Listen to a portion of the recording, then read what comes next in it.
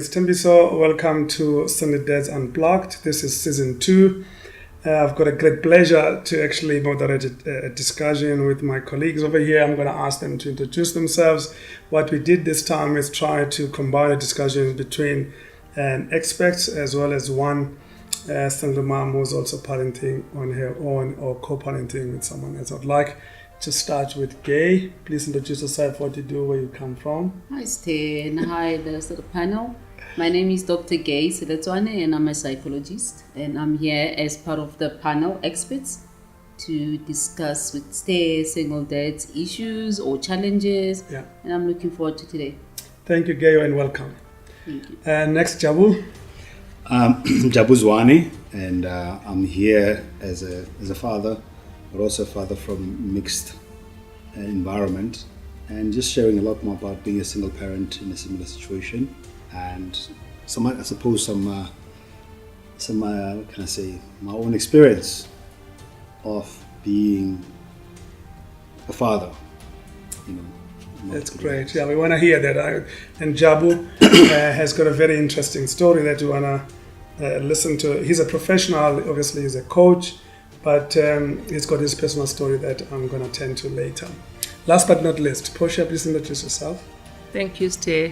Good afternoon, my colleagues. My name is Portia Thokoane. I am a single mom of 2 beautiful young women, 22 and 16. I have been single for 13 years, widowed. It's been an interesting journey. Professionally, I'm an HR director for East and Southern Africa for Nestle. Mm-hmm. Interested to have this conversation. That's good.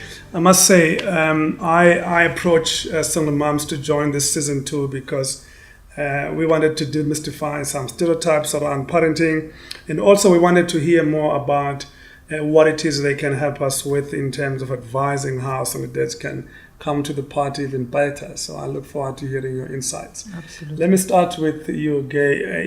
You're a practitioner. Surely you deal with a lot of emotional issues, parenting issues with some of your clients. And when it comes to single dads, and I want to start with this issue around co-parenting and parenting decisions, what have you seen in terms of what most dads are struggling with around co-parenting and decisions around raising kids? Yeah, so more than anything, you'd find single dads, especially when they're co-parenting, it's finding common ground, right, with their co-parenting partner, or whether there was a wife, ex-wife, or ex-girlfriend, whatever the situation is. So it's really that kind of what are the agreements, what are the rules, what is the way that we're going to move forward, and what are the steps that we're going to take. If we're saying we are making decisions, what kind of decisions are we making, and what kind of value systems are we embedding with our kids, and consistency of those and agreement in those, because where there is inconsistencies, you'd find that kids actually find it hard, and it becomes more difficult for kids to find a space and emotionally to be well in that kind of situation. So emotionally, it's really around understand that you are doing this for your child, right, and you want what's best for your child, and finding ways to agree on how to raise the child, and finding ways on how to become consistent with that maybe both of you believe is your path of raising this child. I'm glad to mention that, because someone yesterday was talking to me about drawing up parenting plans. I didn't know. I've been a parent for a very long time.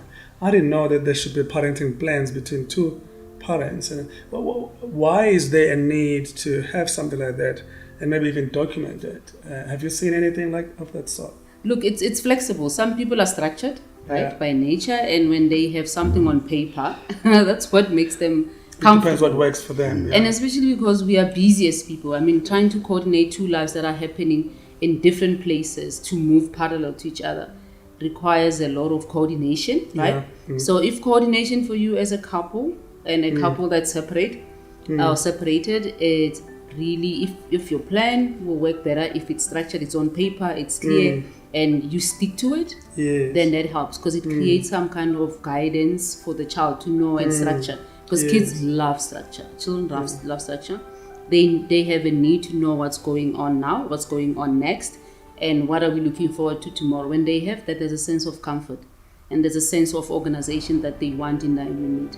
Right? So if you want to put it structured, do that. If you have a good relationship and you communicate and you commit to what you said, there's no need to write it down. It can also work. It depends on the dynamics, right? Between the couple. I'm with you. I like that. I'm going to ask later around those kinds of plans and how they can be executed. Zabu, I want to come to you. You've been married twice now, and you are telling us a story around, leading a very mixed kind of family. I would like you to share with us and how you're making it work.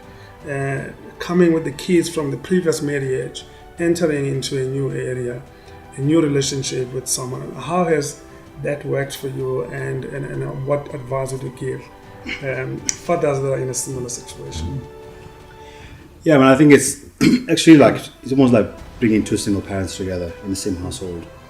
And because there's a history, as you've mentioned, of structure that already exists before you come to be in the same place. Yeah.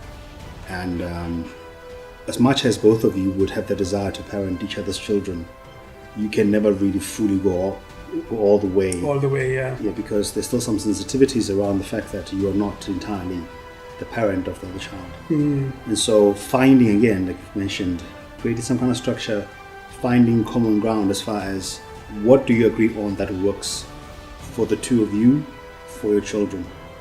I think it's important to understand that when you are in a mixed family, it's far more important to consider the fact that children have the right to each of you. My children have a right to me as their biological father, in a way that the children who are not mine might not have the right to me. You know what I mean? And also, as far as also even the degree of comfort, my children will be far more comfortable with me. Here's one of the challenges that I've noted, or rather one of the factors I was aware of. When I'm buying clothes, for example, oftentimes actually I would not buy my children's clothes first. Okay. I would buy the children of the other parent first. The other parent first, okay. For this one particular reason, my children always know and they're always secure with me. For sure. So if it's so, whatever reason it so happens that I don't get a chance to buy clothes for my children, I can talk to my children, they can understand that I didn't buy them clothes, I can buy them later. But the other children, if I bought my children clothes and I didn't buy her children, they don't have that security of me being the biological parent. And it can unfortunately create a situation where it traumatizes them. And then they may have the propensity to see me as somebody who doesn't love them fully because I'm not their parent is very high. So it's one of the ways of minimizing those vulnerabilities and ensuring that there's some kind of I'm curious to hear how you create bonds in an integrated family like this, especially leading a family with different stages in terms of the children. How have you created the integration that is almost seamless, amongst the kids? I don't think there can ever be any seamless integration. The reality of the fact that they are aware, especially if they're older, when we get together, that I'm not their biological parent, and that my children don't realize that my wife is not their biological mother, is there. But the freedom to love at the end of the day, or rather, the freedom to love is what should drive you as a person, as opposed to the fear of rejection. The fear of being rejected by a child that's not yours is there, and it's real. It will always be there. You know what I mean? But the thing is that if you're going to be driven by fear, you're going to then create a parenting that is avoidant. You're always consistently trying to avoid, not to make mistakes. But you can never build anything from. Too careful. You can't be building anything trying to avoid anything. Then you got to think about the fact that, okay, all children need love, so how can I best love these kids the way that I can in spite of the situation? If I make love the center of my focus, then all of my faculties would align themselves around that purpose. But if I make fearing the children not liking me and then disrespecting me and not least seeing me as their father, then all of my faculties are going to then center themselves around that, and that's going to be my sensitivity, my structure of sensitivity in terms of the relationship. And I think that's what for me helps me, is the fact that I see them as kids, and I think, what do kids need? And I constantly have to ask myself this question with kids who are not mine. what if they were my kids? What would I do? What did you do? Yeah. If he is, let's say that the boy, like they're now teenagers, if he's giving me an attitude, if it were my son, how would I see it? Yeah. I should not perceive that now. Unfortunately, attach a meaning Yeah. that says this child has been disrespectful to me because I'm not his father. Because I'm not his biological father. You know what I mean? I must just simply understand that this child is 13 years old, probably having some hormonal changes, and trying to make sense of the whatever challenges that he may have in his psyche at this particular Which I stage of his understand life. it, yeah. Yeah, and then just deal with them from that perspective. Yeah. I'd like you later to change your hat from being a father to be a relationship expert or coach, because I'd like you to explore that territory around how we could assist other fathers around that anxiety stuff, fear and all that stuff. I'll come back to you about that. Portia, how are you? I'm awesome. How are you? Yeah, you just said when you introduced yourself, you've been a single mom for how long now? 13 years. 13. Yes. Wow, congratulations. I don't know how you do it. It's a long time. The reason why I approached you, I remember you and I were speaking about this fatherhood thing, and you said to me, what about us single moms that are also grappling with our own issues? First question to you is around, what is the resentment for those ladies that are co-parenting with someone else and that have got custody? What are the 2 or 3 common things that you worry about when kids are in the care of the father, especially when traditionally they're staying with you, and especially when they are younger than 10? Yeah, because I've got my own stories I've seen flames about that, so I can share my own story about that. But what are the 2 or 3 things that most women, including yourself, that you would worry about when kids are not in your care, and even if for the weekend? Yeah. So, I mean, from my own lived experience, I don't have that experience, but Okay. I will talk from the position of male friends that I have and Yes.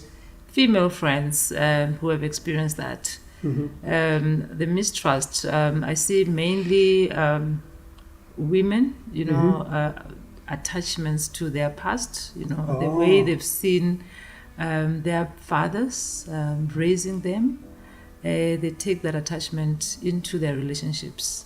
Okay. And they assume that a father will not be an amazing father to their own child. Okay. So that's one of the dynamics that I've seen, which leads to mistrust, that I can't leave you with my child. For some reason, ladies think that because they carry the child, they have more of a right to parenting than the father. So women will be saying to a man, those are my kids. Yeah. Forgetting that it's our kids. Exactly, and we equally have access. We should equally have access to them. Absolutely. But how do we connect that bridge? How do we almost,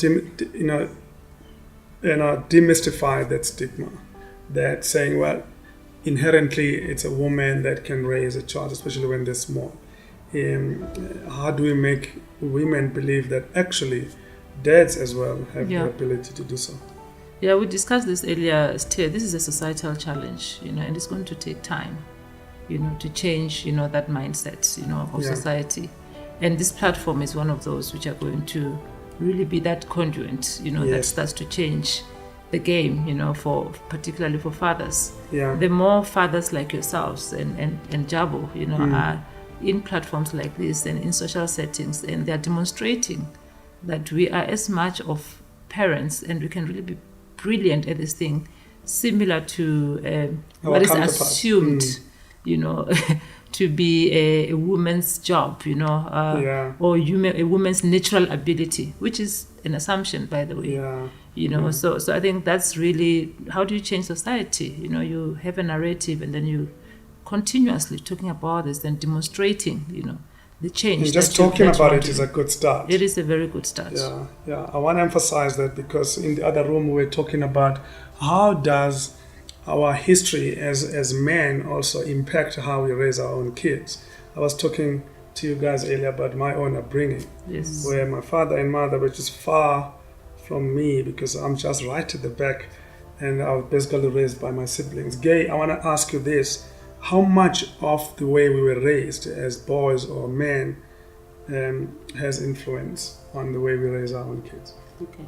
So as boys, and this is what I was talking about earlier on, in a household, boys almost have, it's a natural time out. You know, you don't have to be involved in so many things. It's like go play soccer, go do other activities. But whatever happens that is about running the household, somebody's doing the dishes, somebody's maybe helping with getting another kid ready for school. Boys are normally excluded from those kind of things. So the nurturing part of what happens, you know, in a household, it's almost as if they're excluded in it. Because by nature of you are a boy, you do not belong in this kind of activities.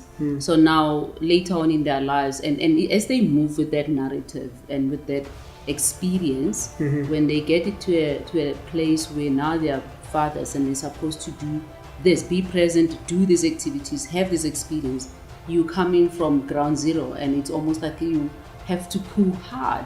It's not a natural thing. You pull from where this has never been a base for you, for most men. I'm not saying for all, for most men.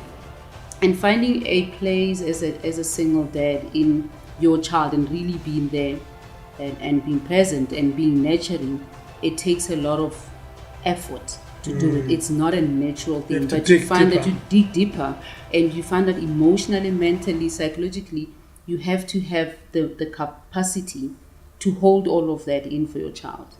It's not easy.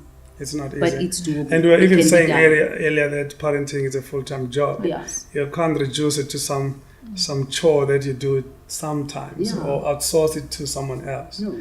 Yeah, it's hard. And Javi and I were talking that our experiences as dads are different, but we can learn and grow and develop and become better dads. Jabu, this thing, I want to turn very quickly to this area of parenting styles and communication.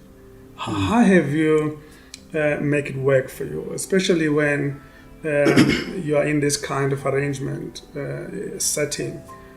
How is communication and parenting styles important to raising kids? I mean, it's crucial.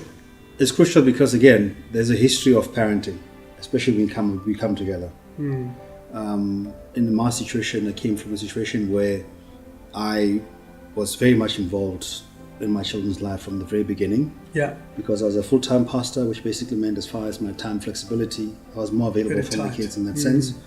So I didn't quite aware of of what it takes, what it involves, and then coming to this space where my wife had been single parenting her children for a very long time by herself, without necessarily getting any input from anybody else. We had to renegotiate the terms, and also we are completely different personalities.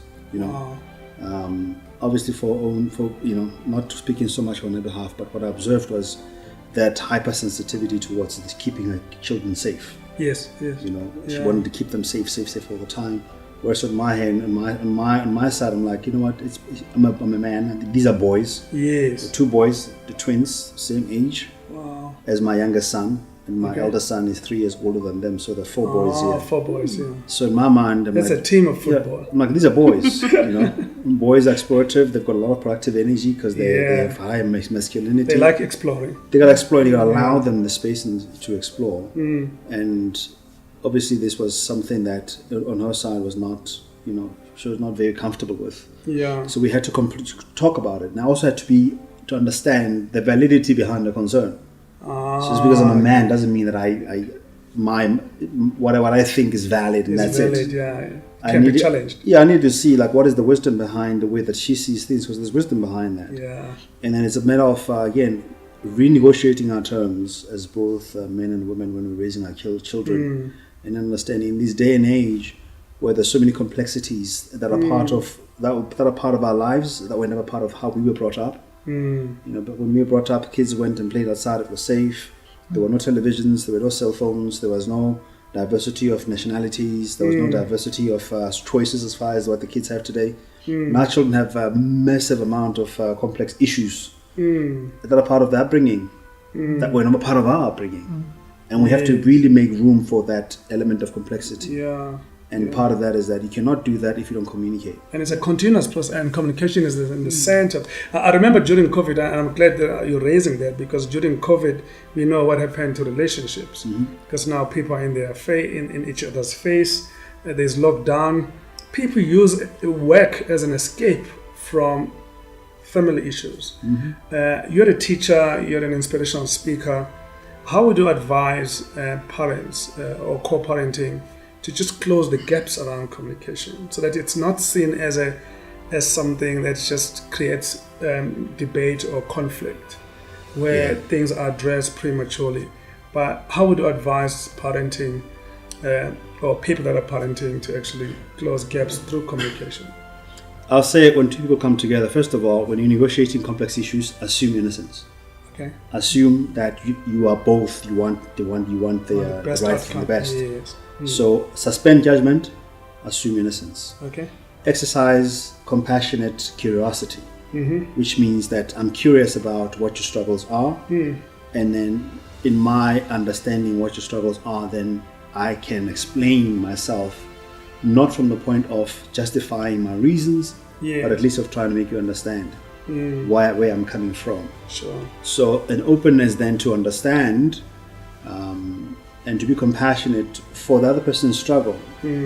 It's very sad that we are raised in a world where men and women are pinned against each other all the time. Yeah. So for the by and large, societally, men and women stand in a position with shields and with spears. We default to defensive modes all the and time. fighting all the time.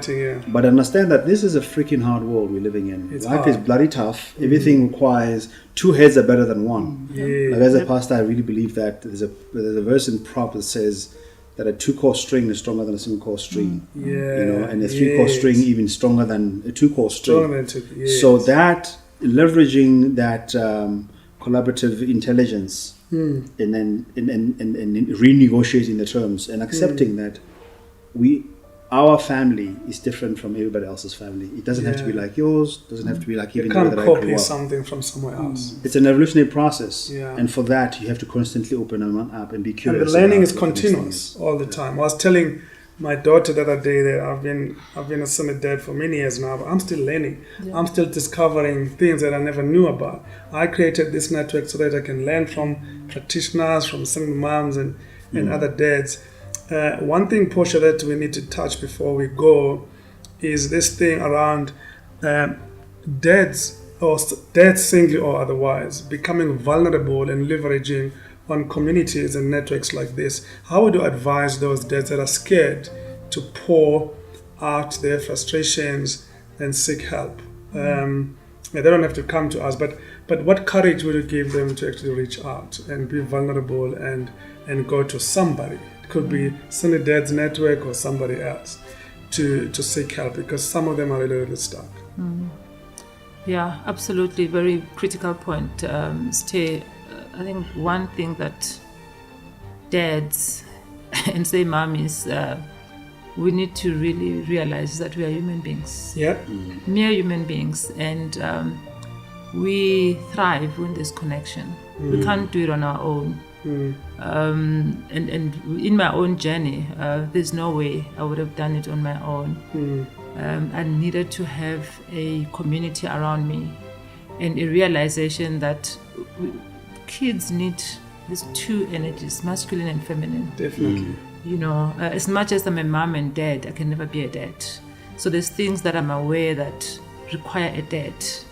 And I need to pull in from my network to say, listen, this is beyond me. This requires a dad. Please come and sit with these young ladies, So dads, be kind to yourselves. That's what I would say. Be kind to yourselves. You are human. You cannot have figured it out. No one has figured it out, like you're saying. It's constantly learning. So I would say have a network. Reach out. In that network, wherever you live in your life. Zabu is talking about church. In your work, community, in your social community, there must be an ecosystem. In your neighborhood, Use it, in your family, there has to be an ecosystem, for different things. I mean, you've got dads who are raising daughters, daughters go through some things that you're like, oh my God, okay, Gay, please come and have a conversation with my daughter, I think she will get it more from you as a lady herself. So that's really my advice. Thank you for that, because Gay, I'm going to ask you this as we close. What makes dads become so scared of reaching out, especially when they're stuck. Those especially raising girl children. I was talking to, I think it was Zabu earlier, that if your daughter doesn't have access to you as a dad, they end up opening up to somebody else they see as a father figure when that issue requires a dad. So is there something that stopping or discouraging dads to reach out when they need help?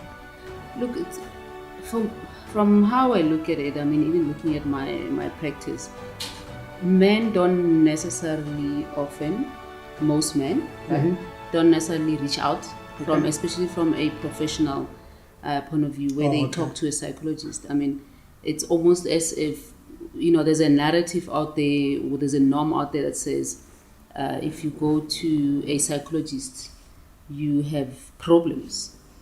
There's something wrong with you, right? Yeah, what's wrong with you? There's something wrong with you. You are so weak. You are not manning up, right? There's that. Okay. But that now, actually, the biggest question is: if you're not seeing a psychologist, what's wrong with you, really? Why are you not there? So we actually need to start normalizing this, and especially for single dads, because you're already coming from ground zero, where there's a lot against you, just from a societal point of view and from a family structure point of view. You're coming from right at the back, where there is less support for you, because you're supposed to be coping, you're supposed to be naturally supposed to be knowing how to handle challenges and manning up and really knowing what to do.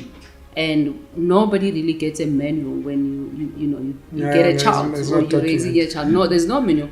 You're doing so many things right, you're doing so many things wrong, and the only person that gets to feel so bad about it is you, right? Yes. And you're the only one that knows their struggle. Yeah. And to go through that, and with that self-judgment and that whole bashing yourself up and really feeling so inadequate, it's not good, because you have to show up in other areas of your life where you are still this wholesome man. And this child must see you as a wholesome dad, right? That they see an outlet to the world through your eyes and through your strength. And if you don't have that strength, how do you build strength for this child?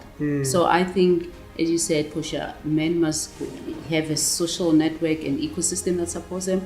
But more than anything, have your own space and place where you go and really talk about your own struggles, where you feel you can connect with someone and they can help you from a very different perspective. Rather than your family members says, I've gone through this, because they don't tap into this realm, right? Like that, So I think I'll encourage men to really tap into. Thank you so much, because there's just so many nets. But although most of the networks I see are primarily social, but I'm hoping networks like this will grow, will develop, and open up so that they can give more assistance. Closing remarks, Zabu, but especially around dads, getting into a rhythm of having time, attention, and doing activities and playing with their kids. Is there something that you can give us as an example or advice? The things that work for you, they might not work for someone else in terms of getting those bonds and letting them become stronger. And one thing that I would say is that kids don't actually require a lot from parents. Yeah. They really don't. Yeah. Quality time from a child is far more meaningful than spending days and days with them but doing absolutely nothing meaningful. Yes.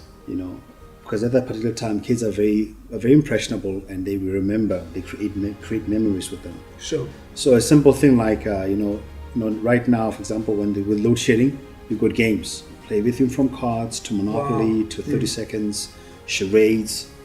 For that very short period of time, they get so excited about that time, and as soon as the electricity comes back, like, okay guys, cheers, peace, they leave us, and they go. They're out.